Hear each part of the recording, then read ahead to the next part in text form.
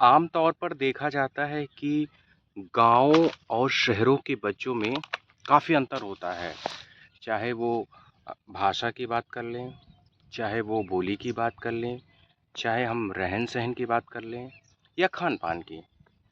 ये बातें मैं इसलिए आज कह रहा हूँ क्योंकि मैं अपने खेत में आया हूँ और खेत में आने के बाद एक अलग-सी शांति, एक अलग-सी खुशी और अ, बीते कुछ समय जो हम बचपन में इस खेत में अ, समय को बिता चुके हैं, उनकी यादों को एक बार ज़हन में फिर से याद करना, इन सब चीज़ों को लेकर सोचना काफ़ी सुखद अनुभव होता है।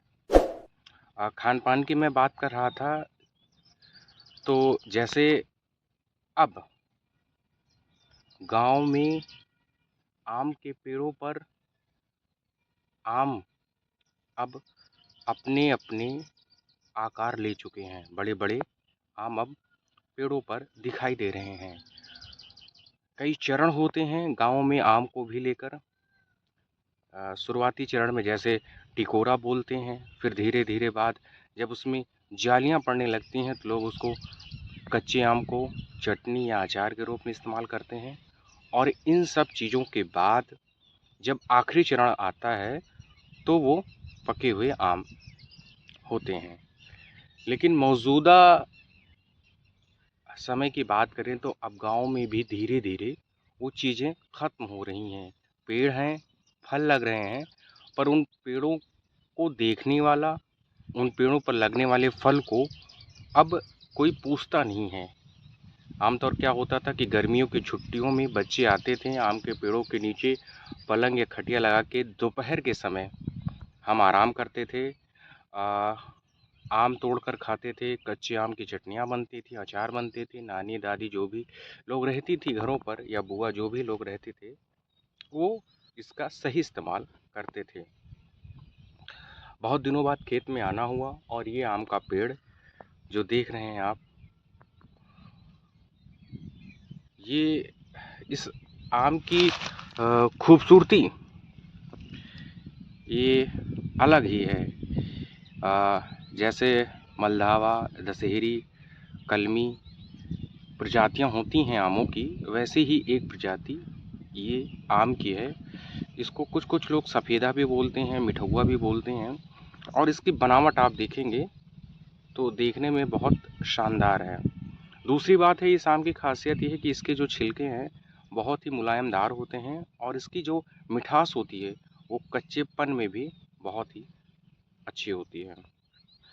खान-पान की बात मैं कर रहा था तो शहरों और गाँव के बच्चों में खान-पान का अंतर ये होता है कि शहरों के बच्चे fast food, chowmein, burger, pizza इन सब की ओर ज़्यादा रुख करते हैं, जबकि जो गाँव के बच्चे होते हैं वो उनकी जो खान-पान होती है वो देसी होती है। अगर इस आम को खाने का मज़ा अगर आपको लेना है इस कच्चे आम को, तो गाँव के ही बच्चे इस कच्चे आम का मज़ा खाने में ले सकते हैं। इसके खाने के तरीके ये है कि जब हम लोग छोटे थे तो आम को काट कर इसमें लाल मिर्च, नमक इन सब चीज़ों का इस्तेमाल किया जाता था विशेष रूप से। देख सकते हैं पूरा माहौल आम का।